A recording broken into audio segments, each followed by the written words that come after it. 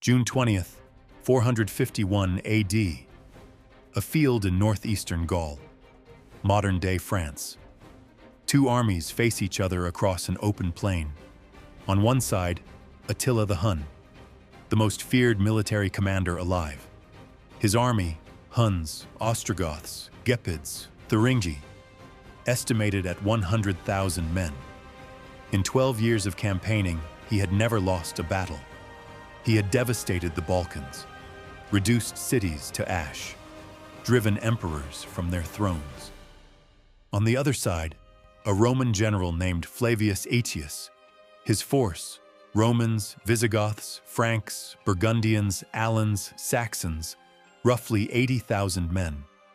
An alliance of tribes that had been killing each other for decades, assembled in weeks, held together by one man's reputation and nothing else. By nightfall, thousands would be dead on both sides. History would call it one of the most decisive battles ever fought. Nobody remembers the man who won it. Flavius Aetius was born around 390 AD into a Rome that was already dying. The Western Empire was fracturing. Barbarian tribes pressed every border. Emperors lasted months. The army that had conquered the known world was a shadow of what it had been. Aetius grew up inside that decay and was shaped by something unusual. As a boy, he was sent as a hostage, first to the Visigoths, then to the Huns. This was common Roman diplomacy.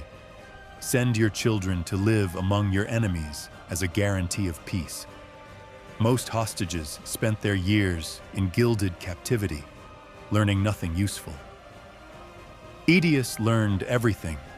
He lived among the Huns for years, learned their language, studied their tactics, understood how they moved, how they thought, how they fought.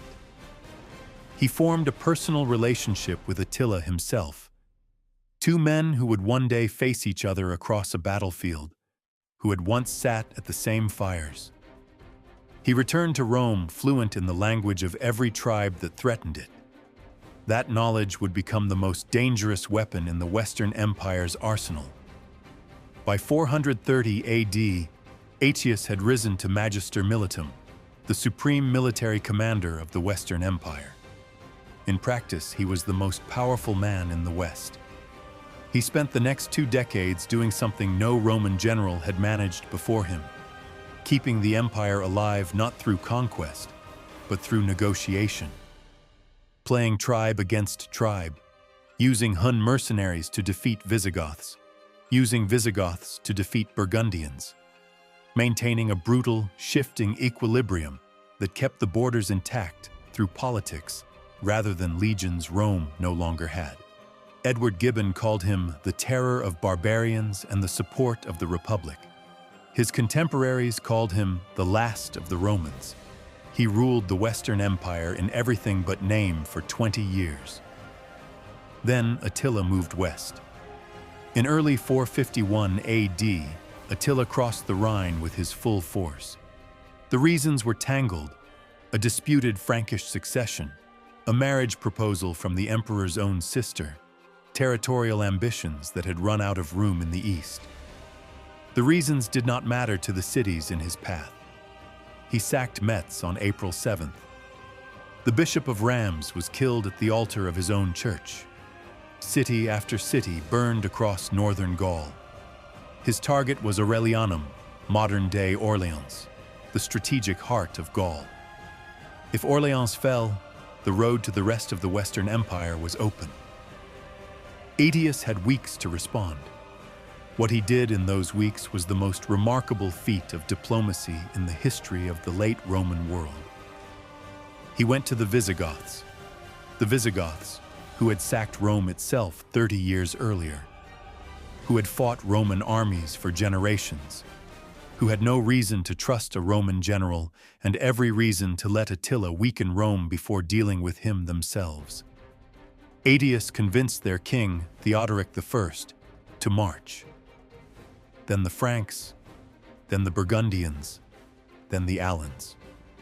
Tribe after tribe that had spent decades fighting Rome and each other, assembled into a single coalition army under a single Roman commander.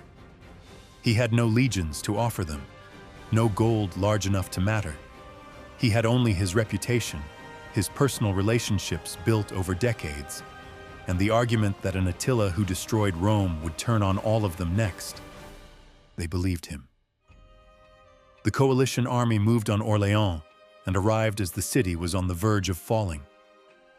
Attila, faced with a force he had not expected, broke off the siege and withdrew northeast toward the open plain near Troy. The two armies met on June 20th. The battle began in the afternoon. Both armies held conventional positions, infantry in the center, cavalry on the wings.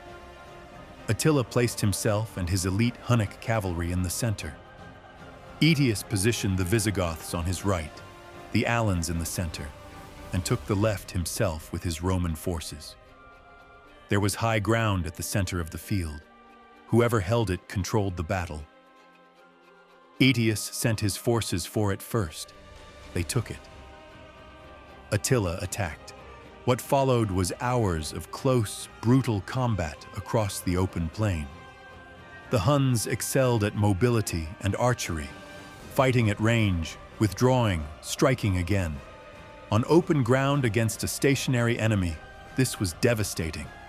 Against a disciplined coalition that held its formation and pushed forward, it was less effective than Attila had ever encountered. The Visigoth king Theodoric, who had ridden from peace with Rome to march against the greatest military force in the world at Aetius's word, was killed in the fighting. His son Thorismund, enraged, drove the Visigoths forward with such ferocity that the Hunnic left flank broke.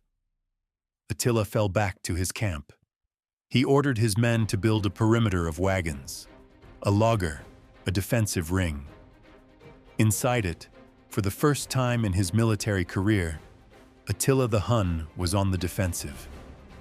The night settled over tens of thousands of dead. What happened next defined Aetius as much as the battle itself. Thorismund wanted to finish it, attack the camp at dawn, destroy Attila completely. Aetius told him no. He sent Thorismund back to the Visigoth capital to secure his throne before his brothers could claim it. He persuaded the Frankish contingent to return home. One by one, he dissolved the coalition and let Attila withdraw east across the Rhine. Historians have debated this decision for 15 centuries. The answer Aetius gave was the answer of a man who understood the Western Empire's real situation better than anyone alive. A destroyed Attila meant a Visigoth kingdom with no enemy to its east, a Frankish kingdom with no enemy to its north. Tribes that had marched together against a common threat would turn on each other and on Rome the moment that threat was gone. An Attila who retreated damaged was an Attila who could be used. He was right about the calculus. He was wrong about Attila. The following year, 452 AD, Attila invaded Italy. He destroyed Aquileia so completely that no trace of it was left. He sacked city after city northward toward Rome. Aetius had no army left to stop him. He shadowed Attila's forces but could not engage. What stopped Attila's advance toward Rome was not Aetius. It was disease, famine, and the intervention of Pope Leo I, who met Attila in person north of the city and negotiated his withdrawal. Aetius had won the battle and lost the campaign. Attila died in 453 AD, a burst blood vessel on his wedding night. His empire, held together entirely by his personal authority, collapsed within years.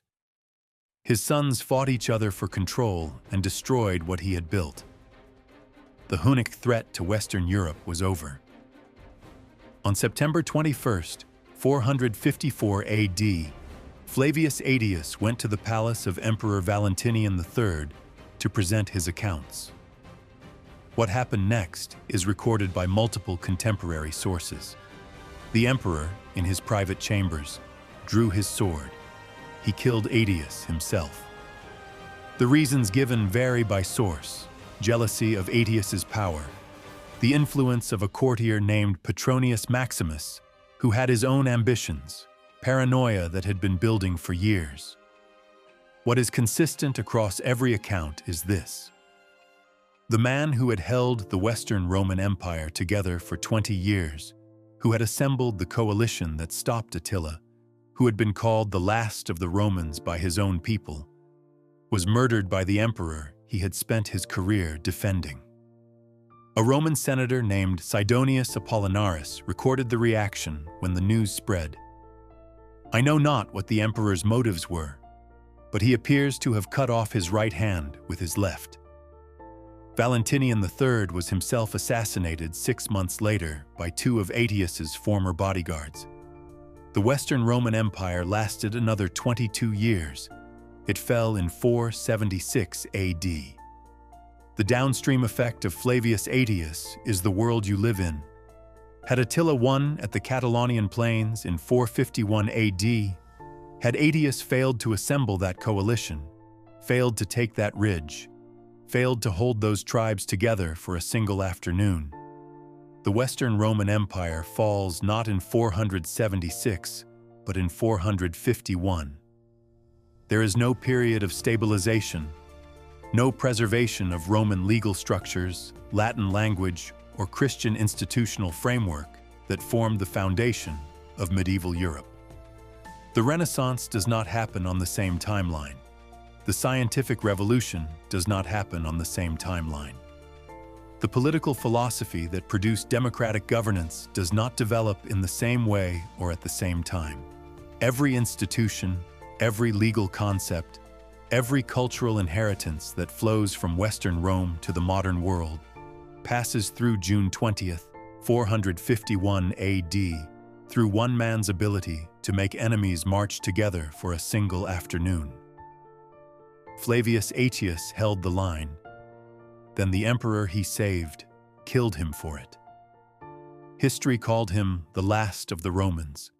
History then forgot his name.